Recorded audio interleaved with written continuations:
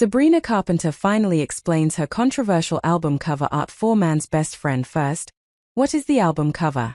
On the original cover for Man's Best Friend, Sabrina is pictured on her hands and knees, in a black minidress and heels, while an anonymous figure, cropped out, grabs a fistful of her hair immediately.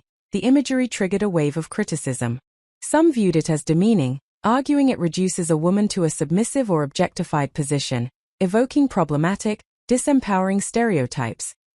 Groups advocating against domestic abuse interpreted the image as echoing themes of control, violence, and subjugation, raising concerns about normalizing such visuals in mainstream media. At the same time, fans and defenders argued the art was provocative, ironic, perhaps a commentary or satire on power dynamics, misogyny, and emotional control. In response to mounting backlash, Sabrina later released an alternate cover version, a more conventional black and white photo showing her slow dancing with a suited man, jokingly labeling it approved by God.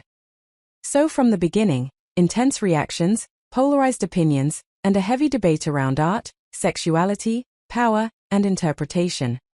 Recently, Sabrina addressed the uproar in interviews and opened up about what the original cover art meant to her. She said the cover was in part autobiographical, representing how she felt emotionally yanked around in past relationships, and more broadly exploring themes of power, control, heartbreak, and vulnerability. According to her, the image wasn't about submission or degradation, but about dualities, being in on the control, and being in on your lack of control. According to her, the image wasn't about submission or degradation, but about dualities, being in on the control, and being in on your lack of control. She emphasized that the album, and the cover, are about human complexity, being confident, flawed, sometimes putting yourself in messy situations, even when you're smart, put together, and in charge. She acknowledged that people might interpret the cover very differently than she intended, and she accepts that. It meant one thing to me and 100 things to other people, she said. She also challenged the backlash, asking critics to realize that those who know her, friends, family, didn't see the image as problematic. Finally, she expressed that the photo captured exactly what she wanted. The lighting, the expression, the contrast of control and vulnerability. In short, for Sabrina, the image is a metaphor, not a literal endorsement of subservience, but an artistic representation of emotional turbulence, power imbalance, and self-awareness. Let's reflect on what this controversy, and Sabrina's explanation, bring to the table. Art as vulnerability. Sabrina uses provocative imagery to externalize inner feelings, heartbreak, control, emotional confusion. The cover becomes a mirror to her past, not a fantasy to glorify. Control versus lack of control. The idea that sometimes you choose control, sometimes surrender it, and both can coexist. It's messy, human, and contradictory. Societal discomfort with female vulnerability and sexuality. Many of the critiques seem less about the art itself and more about discomfort with what it evokes. Women not being strong, but being hurt, messy, flawed, sexual, traits often dismissed or judged. The clash between intention and interpretation.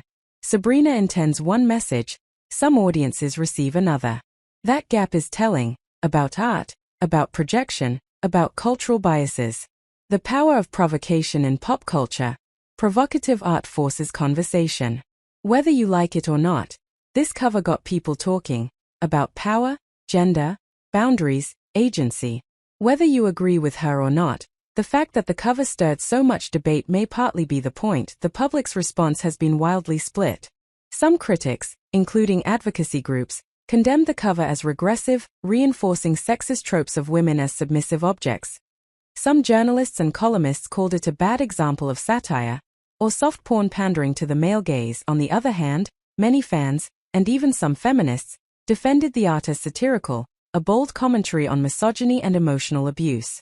The fact that she released an alternate cover shows she was aware of the potential for misunderstanding, but she didn't abandon the original entirely, which for many fans signaled resilience. Overall, the cover succeeded at provoking discomfort and discussion, which may reflect exactly what Sabrina intended, shining a light on emotional manipulation disguised as relationships. Intro and context. What is Man's Best Friend? Who is Sabrina Carpenter? Why this cover matters. describe the original album cover, and outline the criticisms: sexualization, objectification, male gaze, promoting harmful power dynamics. Present Sabrina's explanation, her emotional reasoning, metaphor of control versus lack of control, personal history, intent behind the photo. Discuss the alternate cover she released, and the reasoning behind having more than one cover, and what that signals about public perception versus artist intent. Explore broader themes: emotional vulnerability in art, societal discomfort with female messiness, the role of provocation and controversy in pop culture. Dive into public reactions and debates, supportive fans, critics, activists, why interpretations diverge so drastically. Your own analysis reflection. What does this say about control, gender dynamics, agency, and artist communication? Closing thoughts.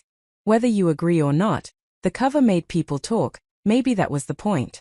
Invite listeners to reflect, question assumptions, and think beyond surface judgments. The controversy around Man's Best Friend isn't just about a provocative image. It's about power, control, vulnerability, perception, and agency. Sabrina Carpenter, by giving voice to the meaning behind the art, invites us to consider: when a woman chooses to portray herself as vulnerable, flawed, or messy, is it weakness or honesty? When we recoil or judge, is it discomfort with the truth? At a time when conversations about consent, emotional abuse, and gender dynamics are more visible than ever, art like this, raw, flawed, controversial, forces society to look. Maybe uncomfortably, but maybe we need that.